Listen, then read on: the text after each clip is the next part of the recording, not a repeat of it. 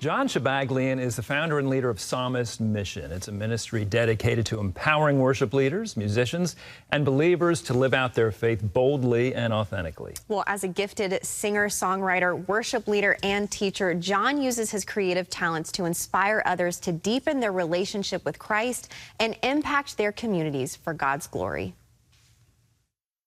For 2 decades, Jon Shabaglian has been an acclaimed recording artist, songwriter, worship leader, and pastor. His soulful vocals and scripture-filled melodies strike a deep chord in the hearts of suffering people. 7 years ago, Jon's music took a dramatic turn when God told him to train and spiritually mentor other musicians.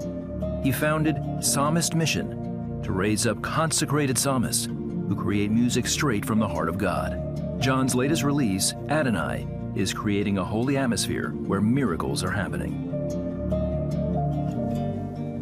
All right, Jon's with us now. Very passionate love for the Lord he has, and he's a very gifted singer, songwriter, and all that. Jon, welcome. Thanks for being with us. Thank you so much, Andrew. Great to be with you guys. Appreciate you being here. Yeah. So I guess music came easy to you as a kid, right? You just started playing? I don't know. You know, we all have something from God, you know, but as my mom said, was holding me at 8 months old in an Armenian church, and I was humming along the Lord's Prayer, the High Mare, you know, at 8 months. I don't really remember that. It's a little solo, but apparently I've been kind of singing since out of the womb. I'm bad at a lot of things, but God, people, music, that's what keeps me up at night. And so it seems like it started early on. But on the piano, you know, and the keys, did it start to kind of come easy and then you got trained? So mine's a unique story. Don't necessarily recommend it, but I, through some real family shaking and pain, you know, it's nothing like how the Lord will use pain and sorrow to make things, you know, black and white and really clear.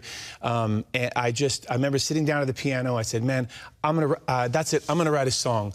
Well, I didn't know anything. My mom always wanted to teach me, but I didn't want to learn the fundamentals. And I remember sitting down at the piano, but I had an ear.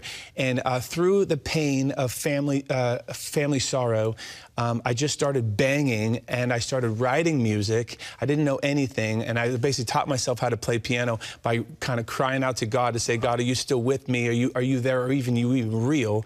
And in the process, I met somebody way bigger than I planned on through the scriptures and writing songs. And then years later, I went to major in music and learned all this stuff. All right, but don't forward too fast, because the one you met is Jesus. Tell us about that encounter and how you grew rich in the faith. Absolutely, absolutely. You know, we always want to step into maybe a more optimized Americana version where everything was wonderful. The Lord used sorrow, and that's even in my own lineage, in the Armenian side, significantly. And it was out of that desperation I cried out to God, "Are you real?" In fact, when I first started looking at the Bible, I'm an artist, so I hate to read, right? So I was like, you know, that was kind of my thing. But I finally was desperate enough. I started taking a chapter a day in the Bible before I went to bed. I actually first started looking for loopholes because I didn't want to put my faith in a Peter Pan Neverland story, right? But if it was real, I was hoping it was, that I would find some strength. I studied many of the other major religions, really on the hunt for whoever was on the other side of the looking glass. And in that pursuit, in the scriptures and in desperation, it really was music therapy happening in myself. I would lock myself in my room and start banging and writing music. Between the scriptures and writing music, I met a God way bigger than I planned on, and that is Jesus Christ. And you met him and spent time in the Word, and that transformed profoundly. your heart. And that's part of the reason my burden for worship leaders now, I feel like we know Christian jingles more than we know the scriptures. But Jesus said, heaven and earth will pass away, but my word will never pass away. And so my burden also now for my tribe is they not only know Christianese melodies and terminology, but they know the Logos and the Rhema, the Jesus who is the Word, and because that is where the power is. Well, so talk about this for people who don't know what you're currently doing. Yeah. So honestly, this is really my journey. I am not that smart, but it's amazing how God paints in generational brushstrokes, if you know what I'm saying. I sincerely feel like God commandeered my life. As the story goes, my parents couldn't have kids, and my mom prayed for a child alone to God, gave birth to my brother, and the doctor said, push again, and she's like, what do you mean? And out I came. It turned out she had twins. I'm half Armenian, half German Mennonite, and it feels like the collision of these two profound bloodlines collided. 1,700 years of Christianity on my Armenian side, a peacemaking psalmist mantle on the Mennonite side, and 2 decades of trying to figure out this burden. I've been signing all my emails one life at a time for like 20-something years, and yet I had this burden to see the glory of God cover the earth at the same time. It made me kind of a problematic worship pastor because I was, they wanted me. So you were a worship pastor for many years, right? For about 20 years or so, in the planted local in a church? In the local church, absolutely. So I have a burden, for people, and yet I was always. But this missional thing was always pushing me forward. We can do services, Pastor, no problem. But what if we make a parade float outside for the lost? Or what if we do an outreach for under-resourced youth? And it was always worship and what was happening for 2 decades, God was creating a curriculum in my heart.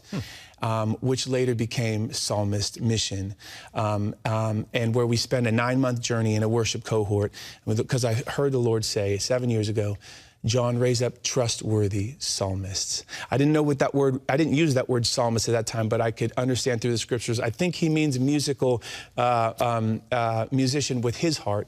And then trustworthy, basically saying, I need to know if I can trust you and those you pour into. Yeah, because curriculum and cohort are kind of boring words. No doubt. So what are you putting in their hearts? Yeah, 2 main themes, pro music training and spiritual leadership together to be a trustworthy psalmist. And how does that affect worship, the people who are gathered when they're leading? Absolutely. I mean, think about it. Churches are hiring really gifted, talented musicians who may be doing dark things on Fridays and Saturday nights. Okay. The problem is that that may get people to come on a Sunday morning, but it may open up also dark things that influence. But I believe that a consecrated musician who fears the Lord, meditates on the scriptures, runs from sin when nobody's looking, will have power and authority when everybody's That's interesting for worship leaders, pastors, and people in the church. I mean, especially those up on the quote stage, leading in the word or worship.